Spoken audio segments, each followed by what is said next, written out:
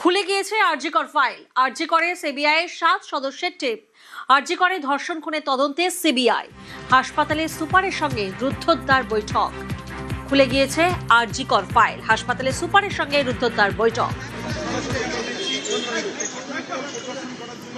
রৌনক প্রতিনিধি আমাদের সঙ্গে রয়েছেন। রৌনক, হাসপাতালে সুপারের সঙ্গে রুদ্ধদ্বার বৈঠক হয়েছে, ঠিক কোন কোন ক্লু খুঁজছেন তদন্তকারীরা? একেবারেই নির্যাতিতার পরিবারের যেটা অভিযোগ ছিল, তারা সিবিআই তদন্ত নিয়ে কোনোভাবেই সন্তুষ্ট ছিল না এবং সেই বিষয়কে কেন্দ্র করেই বলা যেতে পারে আরজিকর তদন্তে নয়া মোড় খুললো। কারণ আজ যিনি সুপার তিনিও এই বিষয়টি স্বীকার করলেন। আজ দেখা গেল ঠিক 12টা নাগাদ সিবিআই 7 জন আধিকারিক, যার মধ্যে সিবিআই জয়েন্ট ডিরেক্টর ছিলেন, তারা আরজিকর হাসপাতালে এসে পৌঁছান এবং সুপারের সঙ্গে প্রায় 2.5 ঘন্টা বৈঠক করেন এবং তারপরে যে জায়গাটি প্লেস অফ অফারেন্স অর্থাৎ সেমিনার রুম এবং এমার্জেন্সি বিল্ডিং এর যে বিভাগগুলিতে এই সেমিনার রুমের সঙ্গে সেই বিভাগগুলি অ্যাটাচ ছিল, যেগুলিতে তদন্তকারীরা খতিয়ে দেখেছিলেন, অনুসন্ধান করেছিলেন, সেই জায়গাগুলো সিবিআই আধিকারিকরা পরিদর্শন করলেন। অর্থাৎ আবারও কিন্তু নতুন ভাবে যে এই তদন্ত অনুসন্ধান করা বা এই তদন্তে আবার একটা অগ্রগতি আনা, এই বিষয়টি দেখা গেল।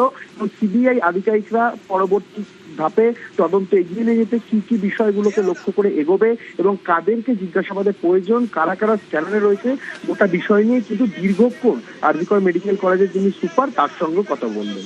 বেশ,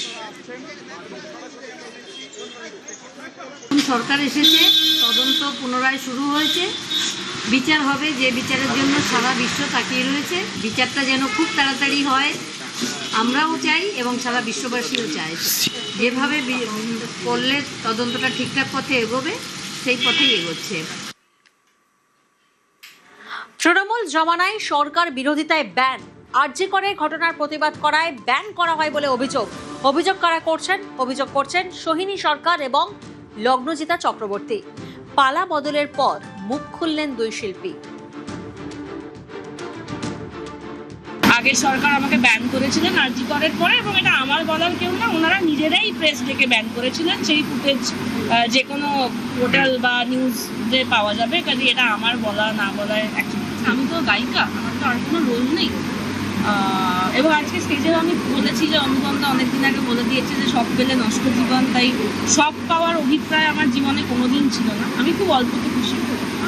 তো পালা বদলের নিয়মে হয়েছে, কিন্তু আমি যেখানে দাঁড়িয়েছিলাম আমি সেখানেই দাঁড়িয়েছি। সরকারের বিরুদ্ধে কথা বললে এরকম কিছু একটা হবে, এটাই প্রত্যাশিত। এটা জেনেই আমি এই সরকারের বিরুদ্ধে কথা বলেছিলাম। সবসময় তারা বিরোধিতা করাতে তারা সেটাকে তাদের শত্রু বলেই আমাকে কেন, আমার মতো যারা করেছেন তাদের সবাইকেই সেটা ধরে নিয়েছেন যে শত্রু। শিল্পীর কাজ বন্ধ করে দিলে পরে তাকে ভাতে মারা যাবে, সরকারের বিরোধিতা করলে পরে সরকার আমাকে কিছু না কিছু, তার একটা তো আমার ফলাফল একটা থাকবে। কিন্তু সেটা আমি কখনো মাথায় নিয়ে আমার মনে হয়েছিল যে আমি সবসময় কিছু না কিছু করে নেবো, আলাদা করে আমি এটা নিয়ে কোনোদিনও কোথাও ভোকাল হইনি। সবে এখন শিশু জন্ম নিয়েছে, সে আরো বড় হোক, সে আরো বুঝুক, কাজ করুক, কাজ করলে পরে ভালোই লাগবে।